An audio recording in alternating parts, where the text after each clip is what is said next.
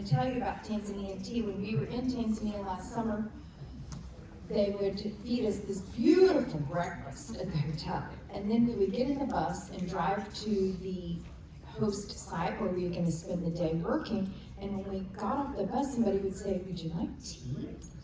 And it seemed like the gracious, hospitable thing to say. We would love some tea, because you want to get to know your host. And we would walk in, and there would be this massive spread of watermelon and chicken and fried plantains and all of this stuff to eat.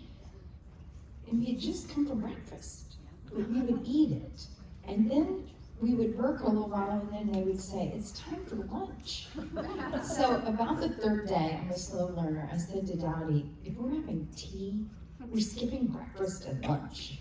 Because it was just their way of being so gracious and so hospitable and so relational. And so I hope when you stop and have the tea this morning that you'll just feel welcomed into this space and spend some time with one another.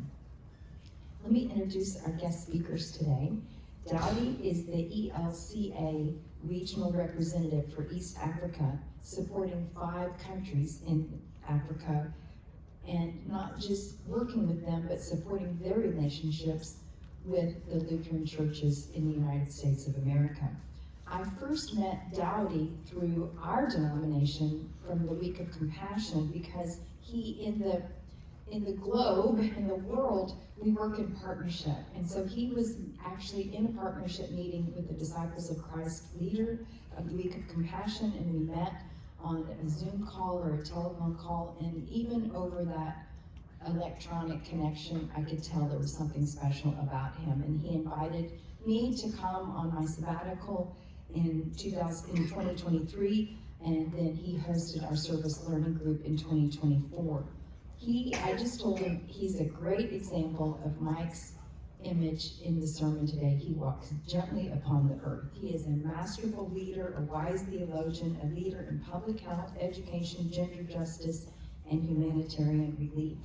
He was born to a Tanzanian father and an American mother, Bibi is what they call her, by the grandkids. And so he was born with an international understanding deep in his bones. He has lived in a variety of places around the globe, including Springfield, Missouri. Kellen is originally from Uganda. She is the founder and leader of Empowered Girls.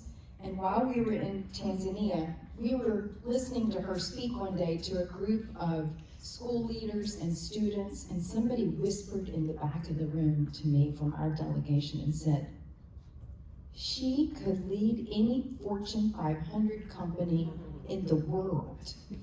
And then someone else said, "I'm so glad she doesn't." Because what she is doing is absolutely changing the world. She started out as a school teacher, but was soon inspired to build an organization that would help students follow their dreams and not drop out or give up. It was one of the highlights of my life to work with Kellen and Daudi and to see their brave and life-changing work in Tanzania. And what an incredible gift it is today. They drove all night long from Minneapolis to be here with us today. Please welcome Kellen and Daudi.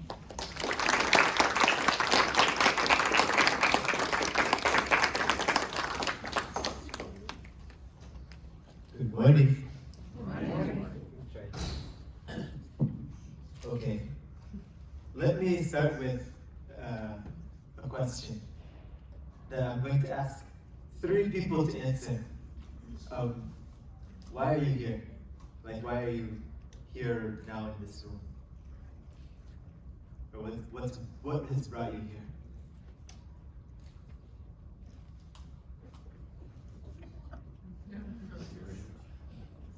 To learn more about this organization. To learn more about this organization. Okay, great, thank you. Yes, please. To see you again. Oh, that's so nice. I'm happy to see you too. One more. I believe in the mission. I believe in the mission. We have that in common. Thank you. And okay, next question. Teach me 3 things about either this congregation or this Kansas City? Because I've never been here before. We're home to the Chiefs. Oh, to the Chiefs. Or the Chiefs. Okay. Back then. This congregation was started in 1921. 1921. So we're 105. Wow. You all look great for 105. One more. If you haven't tried barbecue yet, be sure you do. Thank you. Looking forward to that. Let me also thank you, Pastor Carla, for the wonderful introduction. I'm feeling overwhelmed hearing somebody else introduce me. It's so wonderful. My wife is someone who's filled with the Holy Spirit, and she's going to do most of the talking. I want to just do a small introduction about our work with the church as missionaries and what that is and what that means. First, as East Africa regional representatives, we're working in Tanzania, where we live, Kenya, Rwanda, Ethiopia, and South Sudan. And for me, most of my work is in Tanzania and South Sudan. South Sudan, we have a mission, we have health work, education, the Empowered Girls program, which you'll hear much more about in a minute, has reached there, and we're looking for ways to make it grow in that context. East Africa is a place that we have so much diversity, so many hundreds of languages and cultures and mountains and coasts, and it's very different from one place to another. As the travelers who came to Tanzania from this church last year would note, you can drive maybe 30 minutes. One place it looks like you're in a desert, and the next place you're in a rainforest, just in a short distance. There's so much diversity. And among that diversity, there's also diversity in problems. We have some somehow stable, peaceful countries, but we also have conflicts in the region, and there's an entire range. When we talk about problems, wherever we are in our problems, God is there with us. And as missionaries, we don't suppose that we're going to bring God to anyone. God is there. And we're going to be alongside our partners on the journey, on our shared journey. And it's very important for us that we frame it like this, as this is a founding principle of how we go on our walk together. It's also a principle that you'll hear reflected again and again in the stories Kellen shares. We're not doing for, we're walking with, and that's a principle of empowerment. Thank you for welcoming us. We've been looking forward to coming and meeting and sharing and worshiping with you for a year. And so this is like a fulfillment of that. And as soon as we walk into the church, there's a huge chai, like the one you were describing. So we felt right at home already.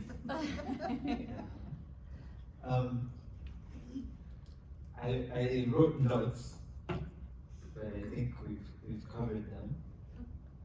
We'll have a video. Kellen has some stories to share that I think will give a fuller picture of her work. Another video, and at the end we'll have some time for interaction or questions. Sound good? Okay.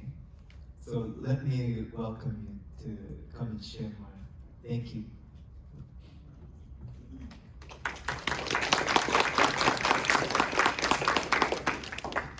So in Tanzania they say habari, and then you say nzuri. Habari, nzuri. Meaning that you're fine, you're good. Okay, so let me start with a story, because for me, I think that the work that I do is divine, that it's a divine calling upon my life.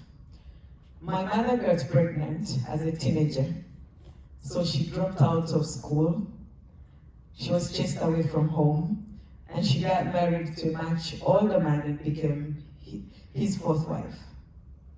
So growing up in that family, I learned from an early age that the only ally that I had was God. And that, so I learned to pray and to depend on God from a very young age. And He did not let me down.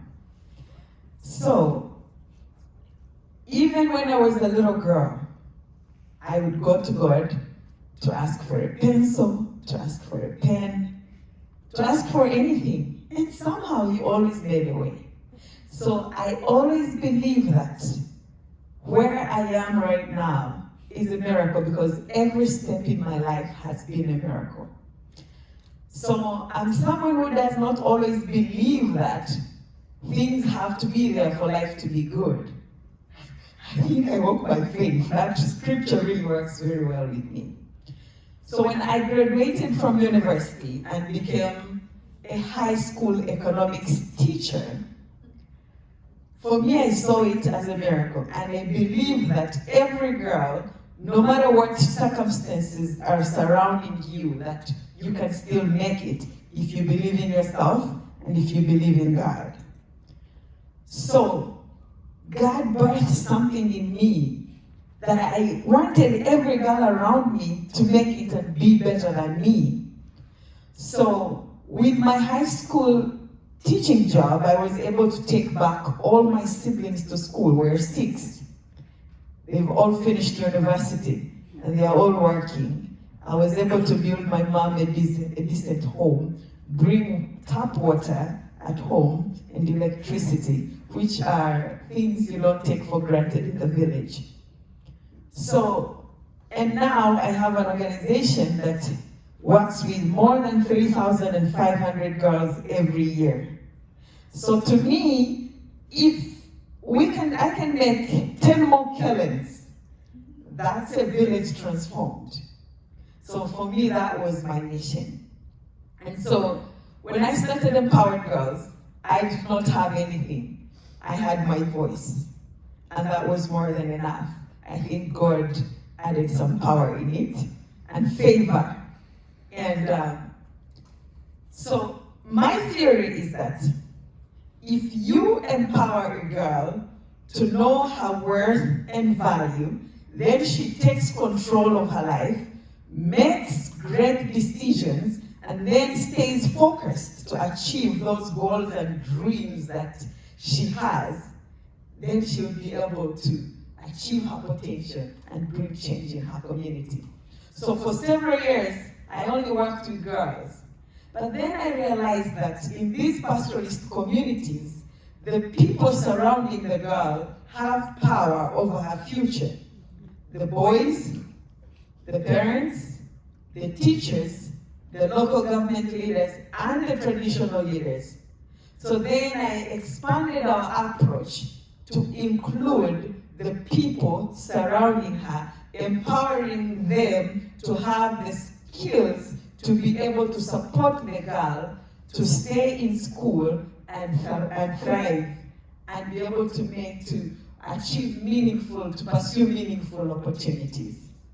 So I love talking. I can talk the whole day, and I think that's why God gave me this opportunity to be able to mentor girls. So we have 3 programs. The first one is the Girls Mentorship Program, where we have an after-school program where we teach girls about life skills and sexual reproductive health education. It does magic. When the girls join the program, they're shy, they're meek, sometimes they're confused, and because they come from the pastoralist community, sometimes they don't even think they have the power to dream. But meet them. This month is the graduation season. They're graduating after 4 years of being in the program. You should see them talk. They're Kellen Pro Max, Kellen times 10. They speak with confidence. They speak about their visions. They speak about the future, about their own personal futures and the future of their communities. And sometimes I myself, I cry watching them speak and dream. And then we have the Empowered Girls Support Program, where we provide them with scholastic materials, we provide them with scholarships, especially the very bright girls that come from very poor families. We provide them with menstrual health and hygiene kits. Those are very important to ensure that the girl attends school every day and she feels safe and with dignity. And then the last one, we have the girls' safety, where we work with the community, because girls are forced to get married at a very early age, as early as 6 years old, 9 years old. And so being able to work with the community to empower them to understand the importance of educating a girl child. And it's been so amazing to see them positively transform the norms and be able to support the girls, the traditional leaders coming in, publicly advocating for girls to stay in school, for girls' rights. That is something very powerful. I would love to show you a video talking about our program so that you can understand a little bit more. I think the visual part is more understandable than the words. So, Daudi, would you like to help me, please?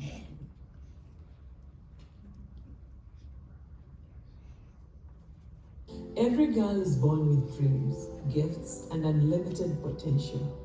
Yet for many girls growing up in rural and pastoralist communities in Tanzania, those dreams are threatened by poverty, child marriage, gender inequality, violence, and limited access to education. At Empowered Girls, we believe every girl deserves the opportunity to learn, lead, and thrive. Our mission is to ensure girls are safe, supported, and educated as they discover their potential and become champions of change. Since our founding, we have reached more than 30,000 children and youth, creating lasting change for girls, families, and communities. Our approach is built on one simple belief: a girl cannot thrive in isolation. She is shaped by her family, her school, her culture, and her community. That is why we call our motto, "The Girl and Her World." We strengthen girls from the inside out while working alongside parents, teachers, traditional leaders, faith leaders, and communities to create an environment where every girl can flourish. Our work is built around 3 interconnected programs. Through girls' mentorship, we create safe spaces where girls build confidence, leadership, life skills, resilience, and hope for the future. They discover their identity, set goals, learn health decision-making, explore careers, strengthen academic skills, and develop practical skills in entrepreneurship, climate action, and STEM. Our mentorship equips girls not only to stay in school, but to become confident leaders who inspire others. Through girls' support, we remove the barriers that prevent girls from succeeding. We provide scholarships, school supply, emergency support, and reusable menstrual kits through our Comfy Periods program, ensuring that no girl has to miss school because of her period. By meeting girls' practical needs, we restore dignity, improve school attendance, and give vulnerable girls the opportunity to continue their education with confidence. Creating lasting change means transforming the environment around every girl. Through girls' safety, we work with parents, teachers, traditional leaders, faith leaders, and local governments to prevent child marriage, protect girls from violence, and promote girls' education. Through home visits, community dialogues, and teacher trainings, we help create communities where girls are protected, valued, and encouraged to reach their full potential. Every day we witness transformation. Girls are staying in school. Families are choosing education over early marriage. Teachers are becoming stronger advocates for girls. Communities are embracing positive change. And young women who once received our support are returning as mentors, entrepreneurs, and leaders, creating a ripple effect that will continue for generations. At Empowered Girls, we believe that when a girl is safe, supported, and educated, she transforms not only her own life, but the future of her family, her community, and her nation. We invite you to join us. Together, we can ensure that every girl has the opportunity to learn, to lead, and to become everything she was created to be. Together, we can transform lives, one girl at a time. Thank you.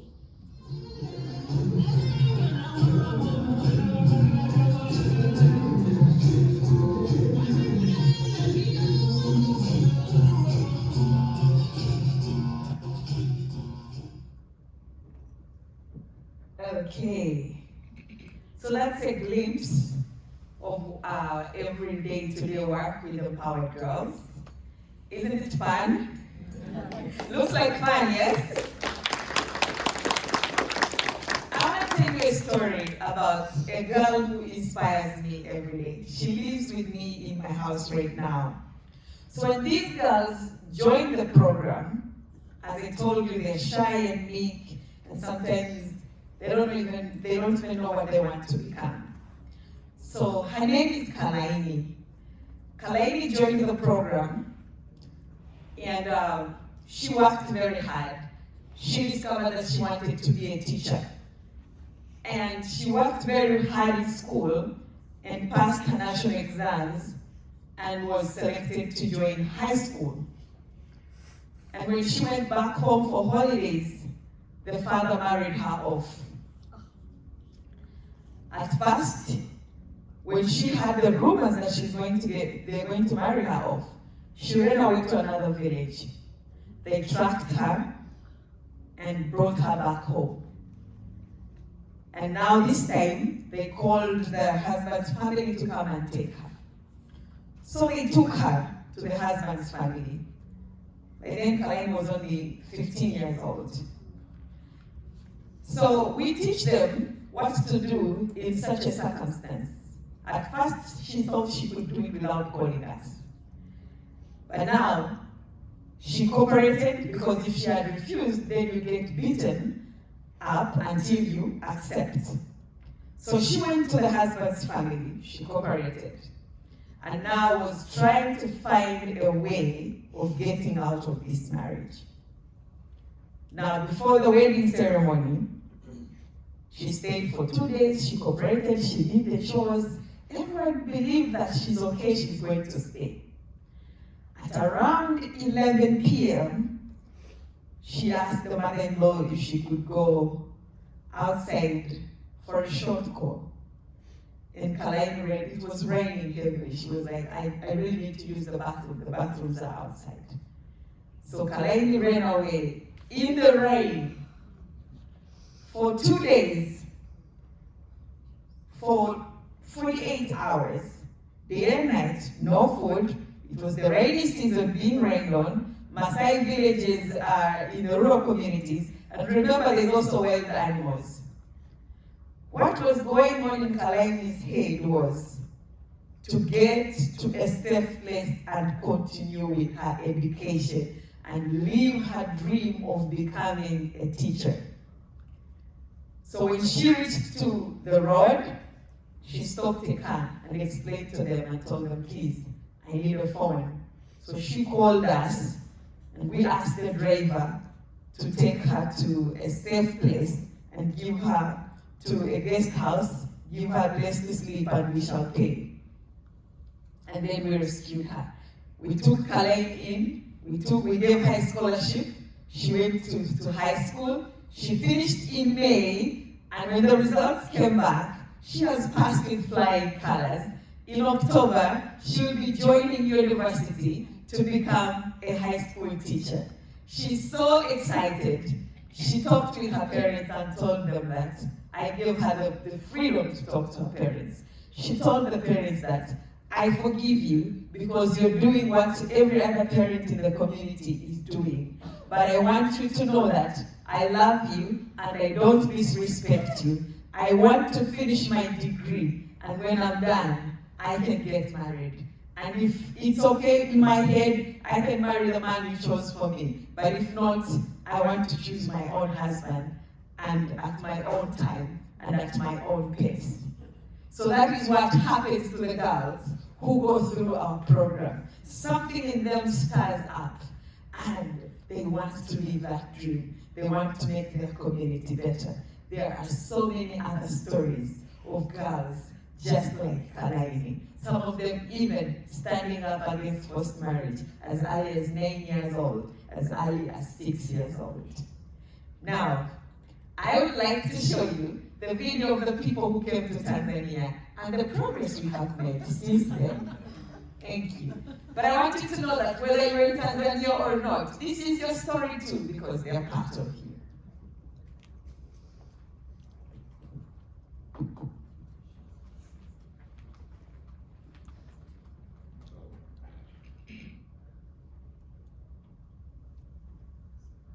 Last year, a team from Country Club Christian Church traveled to northern Tanzania.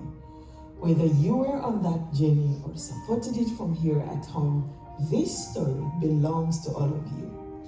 The journey with us began at the Empowered Girls offices, where you met our team and learned about our mission. It is to ensure that girls are safe, supported, educated, and empowered to reach their full potential. From there, we traveled together to Ngakaju Primary School, where hundreds of children welcomed us with excitement, laughter, and endless smiles. You spent time listening to girls as they shared their dreams of becoming doctors, teachers, engineers, lawyers, and leaders. For many of these children, it was the first time they had met visitors from another part of the world who simply wanted to hear their stories. But you did much more than listen. You made bracelets with the children, laughing together and creating memories they still talk about today. You served them lunch with love and joy, reminding every child that they are seen, valued, and deeply loved.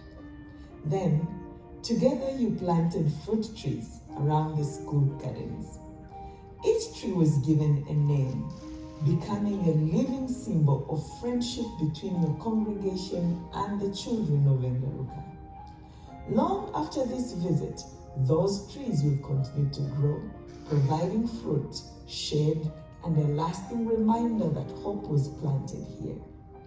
One of the most meaningful projects you made possible was the renovation of the school dining hall. Because of your generosity, children now have a beautiful, safe place to gather for their meals. Together, you painted colorful pictures that transformed empty walls into spaces filled with joy, creativity, and hope. Since your visit, we have wonderful news to share. Every single Class 7 student at Ngakaju Primary School graduated and successfully transitioned to secondary school. 100%. Among them were 2 girls many of you met personally. At the time of your visit, both girls were at risk of being forced into early marriage. Today, because of the intervention of Empowered Girls and the generosity of friends like you, both girls have received scholarships and are now safely continuing their education in secondary school. Their story is changing, not because someone felt sorry for them, but because people chose to stand beside them and say, your future matters. Our journey then continued to Ndimi village. As you entered the village, the community welcomed you with joyful songs and traditional Maasai dances. It was a celebration of friendship, but it was also an invitation into their lives. Together, we sat with parents, elders, and community leaders, listening as they shared both the challenges they face and the dreams they hold for their children. Real partnership begins by listening, and that is exactly what you did. The journey continued to Olopolosi School. Some of you may remember the first time you saw this place. There were no classrooms, only sticks marking where a school meant one day stand.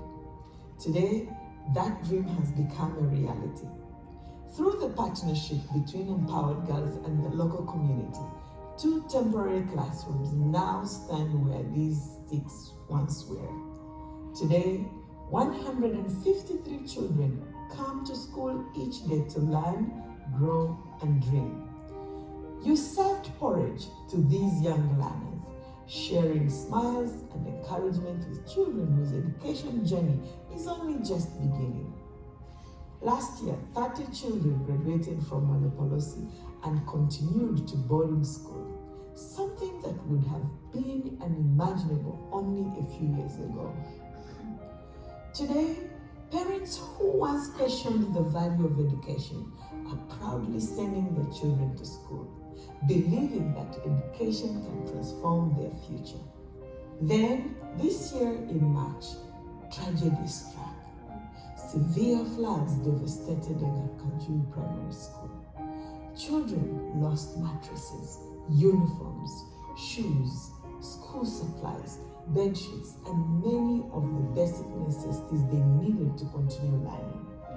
When we reached out to Pastor Carla and to the Country Club Christian Church family, your response was immediate and overwhelming. Because of your generosity, hundreds of children returned to school with new uniforms, shoes, school supplies, mattresses, bed sheets, and renewed hope. The smiles on their faces reminded us that compassion can travel thousands of miles. As you watch these memories today, we hope you see something much bigger than a mission trip. We hope you see girls whose dreams are becoming a reality. We hope you see communities choosing education. And we hope you see children who know they are loved. Most of all, we hope you see the extraordinary impact that is possible when a church chooses to walk alongside a community, not for a week, but for a shared journey of transformation.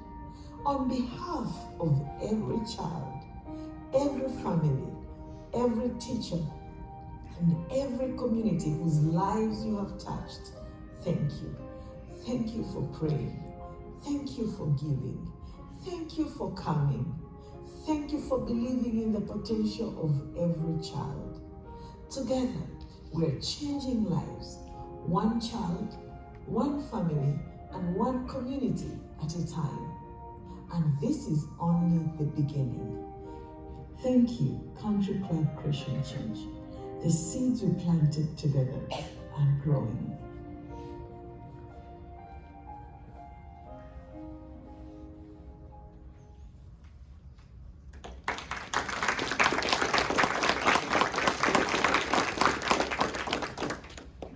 We have a few minutes remaining. I wanted to make sure it's time for questions and conversation. Maybe before we do that, I have a word, which is, it's 2 words, it's thank you. Pastor Carla, it's been very amazing to partner with the congregation, of course, but to be working with you directly. Your spirit, approach, they're proof that our values are aligned, and this makes our journey together very easy. And so I thank God for every minute that we spent together in conversation and in long car rides, and it's very wonderful, including these minutes now. So thank you. Let me welcome questions. It can be for either of us. I'm curious about, you addressed how that one girl got into your program.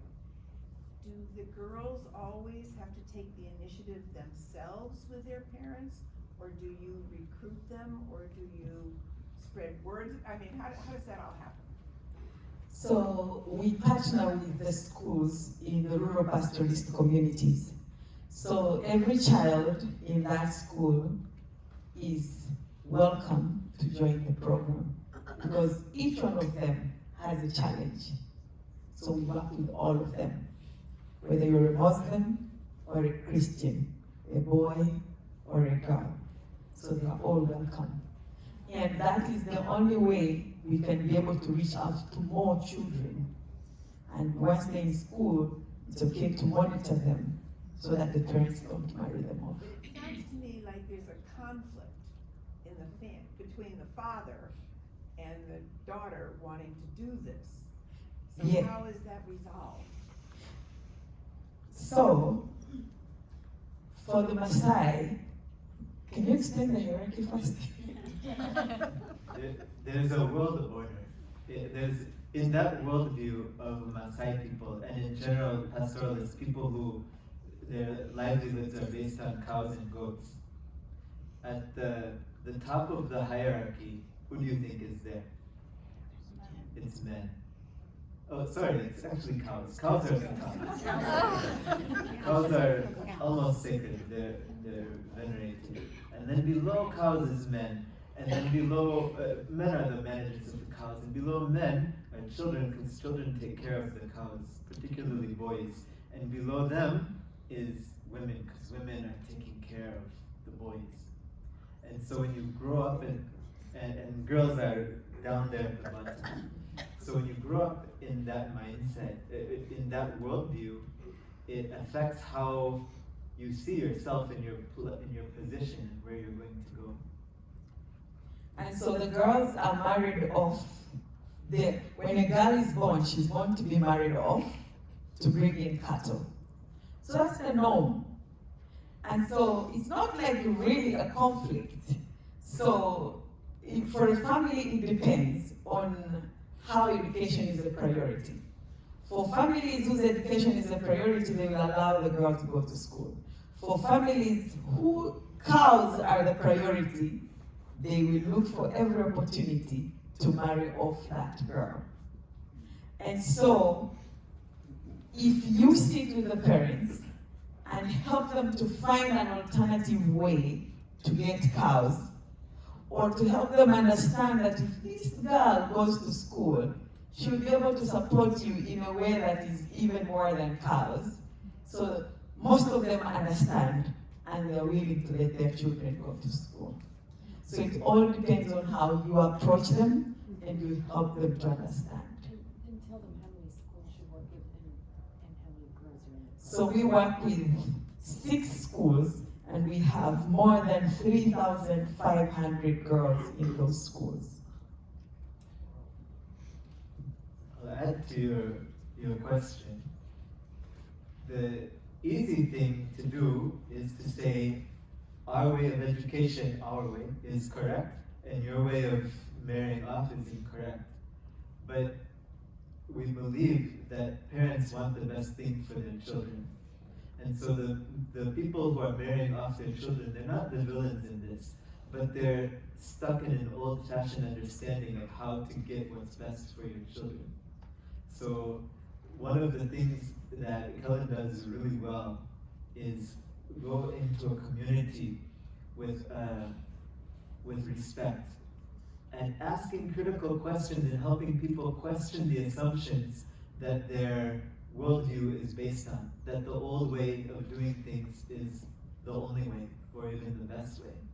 And through doing that, through listening, through respecting, and through guiding people, especially leaders, especially men, on that critical thinking process, reconciliation can happen. Reconciliation between girls like Kalaine and parents.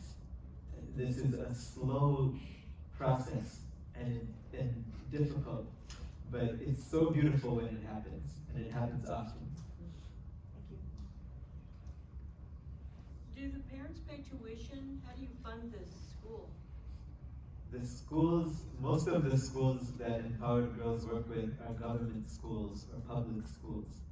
And in Tanzania, many of the secondary schools and high schools are boarding schools, meaning that the students live there and they sleep there. And as such, there are fees. They have to have uniforms and shoes and pads and scholastic materials, school supplies, all of those things. So even in public schools, there are costs.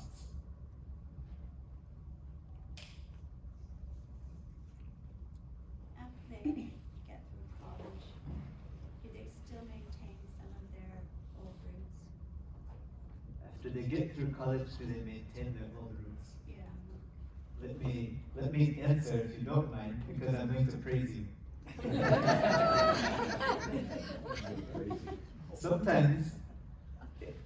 Sometimes if you see education as the new way and separate from the old tradition, it's easy to think of, for Maasai people, it's easy to think our ways are backwards. We reject that because there are parts of culture that make you stronger, that build you up, that give you a sense of rootedness and identity. And at the same time, there are parts of culture that are oppressive and hold back women and girls, and even men and boys. So the challenge is to be able to look critically at your culture and ask yourself, is this part of my culture? What are the parts that are helping me, and what are the parts that are holding me back? So that you hold on to those ones that are helping you, and you stay connected to your roots. And we don't wish to see girls separate completely from their roots. Because in Maasai and in Africa in general, being from somewhere matters. I'd say in the world in general, having roots is valuable. And yes, they come back to their communities. Remember, that's our mission. We want them to bring change in their own communities. So we have girls who have finished our program and have come back to their own communities. And now they're working as teachers, they're working as doctors, as lawyers, advocating for people in their own communities. So we want them to come back because when they come back, the parents are able to see the fruits of education. And the praise that I had, I forgot the praise. The praise is helping girls to understand the nuance of the two. Yes. I have a twofold question. One is, your father was Maasai, and he came to the United States. He did not go back. And how did that work out with his family? And then the other question is, what is the percentage of men, of Maasai men, who leave the villages and go into the cities or in other countries? I'm not sure about percentages, but there are many who leave. Regarding my father, he left the village. And if you think of things in terms of generations, we're still there, right? You see me, you see Kellen there. So he might have left, and he even left there. He passed away a long time ago, but we're still there. And he started the mission trip and the companion relationship between ELCA and Tanzanian churches. So he left, but actually he never left. Yeah. And very many men right now are leaving the villages, going to find alternative jobs in the cities, mostly because of the drought, climate change. So a lot of livestock are dying, and the families are trying to find alternative ways of survival. But the problem is they don't have the skills. So sometimes they go, and some of them are afraid to come back because they're not earned anything, so they leave the women and children struggling in the communities. And we're trying to work with them through our climate change and adaptation program, where we provide them with seeds, good seeds, they grow them and they harvest and they have food for their communities.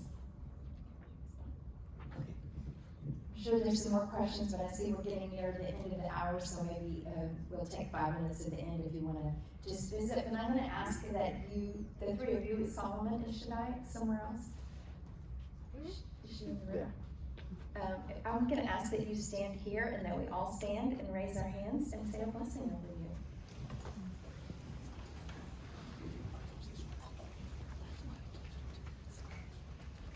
But first you can sit, express your gratitude again for the present.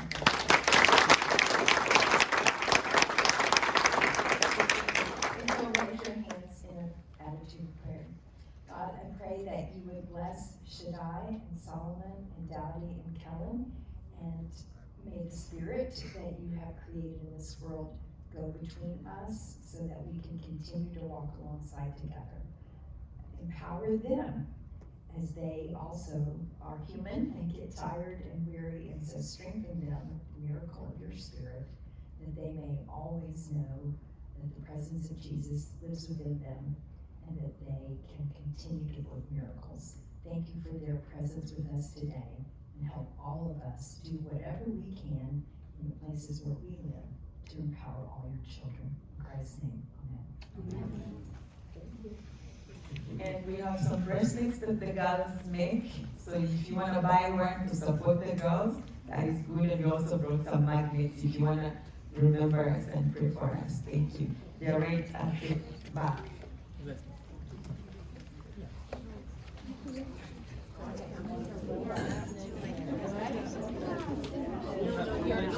Those are amazing. Why did you come here? Oh, I wanted to ask. But I am. Empowered girls. I don't think so. I put in my marketing plan. I wanted to go to the Empowered Girls. Did you market that way? No, I didn't. What a techie guest. Didn't get to stay and watch it. No comment. Well, you know, we're planning another trip. I know. Next year, and the meeting is after the. Tell Bryce, because I'm gonna rope up. Okay. I'm gonna not be able to do the service. Will you bring them back up to the sanctuary? For the 11 o'clock? Yeah, just bring them back where they were. I gotta go get my robe on. So in branches, Bryce, ours is always kind of privy to all that, so probably get some more info. I can only imagine. I don't know, people would say it was a trip, and I was like, So you were on the trip? yeah, I mean, I just don't know if it works, you know, it's just, there were so many moments where I was just so touched local mission. that I was crying. Right, yeah, no, I was touched during her presence. And that's the other thing. I was saying, why'd you come? Well, I came because that. I stayed because I remember her talking at the beginning of the service. I was thinking, oh my God. She's one of those people that she walks in the room and judges. She's just, well, and it's just like so, like working with kids, and it's just like, it touches me because I used to work out at summer camp, like for multiple years, 5 years plus, and one of the years I went to Hong Kong. It's, you know, it's just a different world. It's like, we're all the same thing, you're in a totally different place. When you travel, and people don't realize it, how people live and exist. How are you doing, Dave? I'm fine, how are you? And I didn't realize Tanzania, that there are beside it, that there's a lot. Oh, no, you too. Yeah, it's just no doubt. the people What's your name? we were just walking. He's been around the church longer than I have. Yeah. I mean, I cannot say that. Life changing. Yeah, for sure. I mean, it's one of the best 2 weeks I've ever, you know, Good it's to probably see the you. best 2 weeks. How have you been? Good. What was her name? Martha, I'm Shannon. It's so nice to meet you. Yeah. Yes. Let's tell me.